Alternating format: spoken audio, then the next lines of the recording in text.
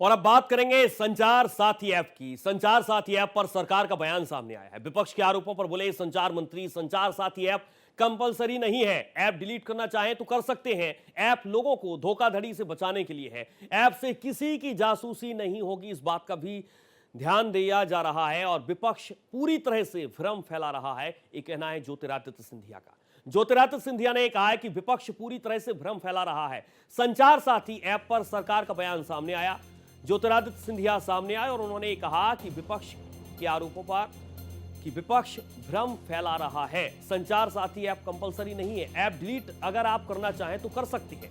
App लोगों को धोखाधड़ी से बचाने के लिए लाया गया है, ऐप से किसी की भी जासूसी नहीं की जाएगी। ये तस्वीर भी पूरी तरीके से ज्योतिरादित्य सिंधिया ने साफ कर दी और उन्होंने इस बात का भी जिक्र किया है कि विपक्ष यानी कि विपक्षी पार्टियां पूरी तरह से इस मामले में भ्रम फैला रही हैं।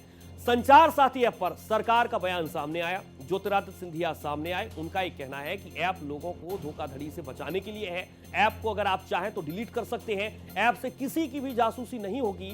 संचार साथी ऐप कंपलसरी भी नहीं है। विपक्ष को लेकर उन्होंने कहा कि विपक्ष इस पूरे मामले पर भ्रम फैला रहा है।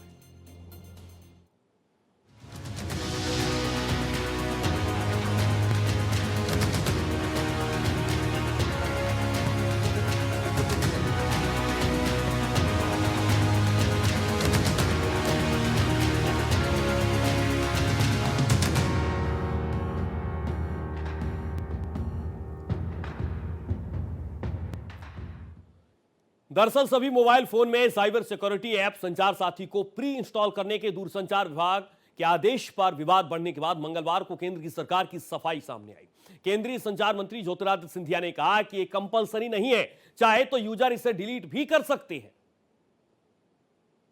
प्रॉब्लम क्या है कि विपक्ष कुर्सी के नीचे, कुर्सी के पीछे, कुर्सी के लिए मुद्दे ढूंढ रहा है। अब सभी भ्रमों को दूर करना सरकार की जिम्मेदारी है और सारे मुद्दे मैंने आपके समक्ष रख दिए। It is an attack on privacy. This is what seems to be.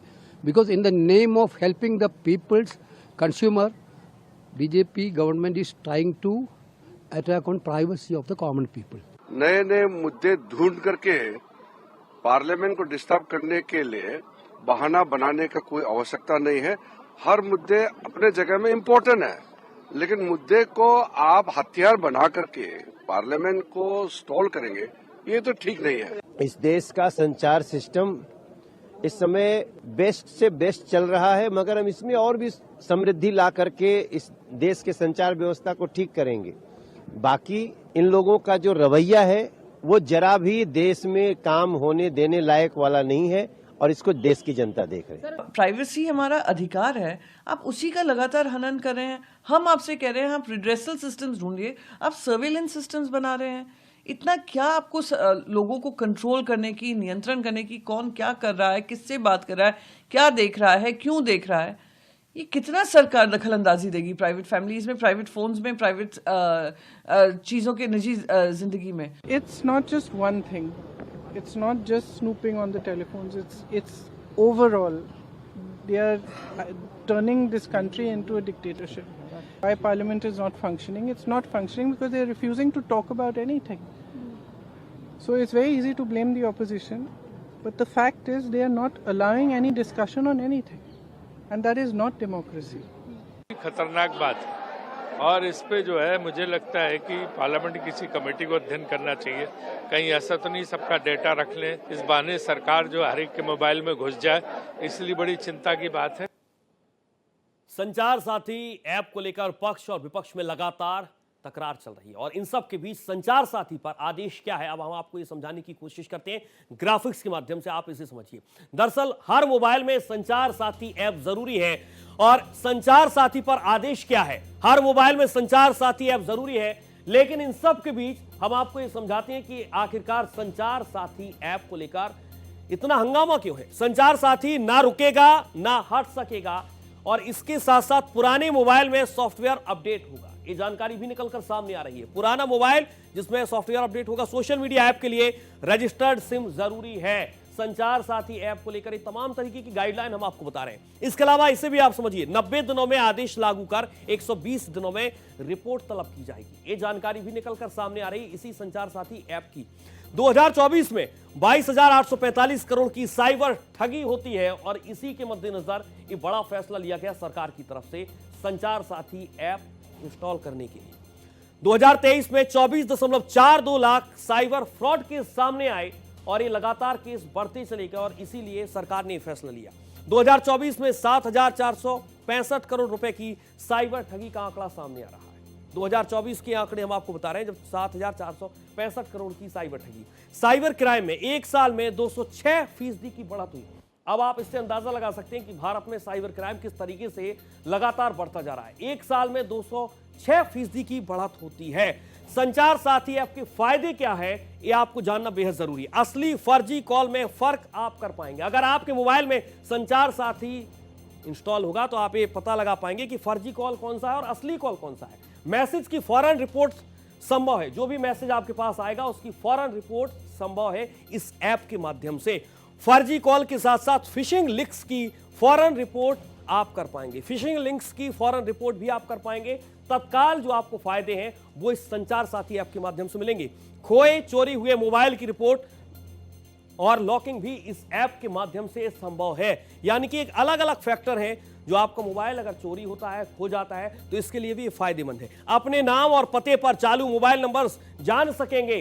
जो आपके नाम और पते पर चालू मोबाइल नंबर्स हैं उनकी जानकारी भी आपको मिल सकेगी। चोरी के हैंडसेट के बारे में आप पता कर पाएंगे। आपका अगर हैंडसेट चोरी हो जाता है तो इसके बारे में आप तत्काल जानकारी लगा पाएंगे। संदिग्ध इंटरनेशनल कॉल की रिपोर्ट भी संभव है। जो संदिग्ध इंटरनेशनल कॉल आपके मोबाइल पर आती हैं, अक्सर आपने देखा होगा, उसकी जानकारी और उसकी रिपोर्ट भी इस ऐप के माध्यम से बहुत जल्दी संभव है। ये तमाम अलग अलग फायदे हैं। वायरलाइन इंटरनेट सर्विस प्रोवाइडर के बारे में भी आप जान सकेंगे। एक और बड़ा फायदा है जो इस संचार साथी ऐप के माध्यम से आपको मिलेगा। दूसरा, सवालों के संचार साथी क्या है, अब आपको हम समझाने की कोशिश करते हैं। डुप्लीकेट IMEI रोकना, ये बेहद महत्वपूर्ण फैक्टर है। चोरी हुए फोन पर जानकारी जुटाना। सवालों में संचार साथी क्यों है? डुप्लीकेट IMEI इसका नाम सामने आ रहा है। इसके अलावा सेकेंड हैंड फोन की धोखाधड़ी रोकना, साइबर फ्रॉड पर लगाम, ये तमाम अलग अलग सवाल हैं जो इस वक्त संचार साथी को लेकर उठ रहे हैं और शायद इसीलिए विपक्ष भी इन सवालों के साथ लगातार संचार साथी को कटघरे में खड़ा कर रहा है। केंद्रीकृत डिजिटल निगरानी की साजिश है। लोगों की निजी जानकारी तक सरकारी पहुंच होगी। आपकी प्राइवेसी सरकार क्यों जानेगी? और यही सवाल विपक्ष का है। सबसे मैसेज मेटा डेटा कलेक्शन का खतरा है। एप्पल के हैंडसेट में संचार साथी मुश्किल है। जो एप्पल का हैंडसेट है, आप भी यूज करते होंगे, उसमें संचार साथी मुश्किल है। फर्जी KYC से सिम बाइंडिंग उपाय की नाकामी का भी खतरा है। ये तमाम अलग अलग सवाल हैं जो विपक्ष भी इन्हीं सवालों के साथ इसको मुद्दा बनाए हुए है। क्या मकसद है? एप्पल के हैंडसेट में संचार साथी क्या मुश्किल है? फर्जी KYC से सिम बाइंडिंग की उपाय का जो खतरा है, वो तमाम ऐसे सवाल हैं जो इस ऐप के माध्यम से लगातार उठ रहे हैं। साइबर फ्रॉड पर लगाम लगाने की कोशिश, तो दूसरे तरफ जो सवाल है कि आखिरकार इस ऐप को हम क्यों इंस्टॉल करें, इस सवाल विपक्षी पार्टियां भी पूछ रही हैं। विपक्षी पार्टियों का यह मानना है कि आप लोगों की प्राइवेसी से खिलवाड़ कर रहे हैं।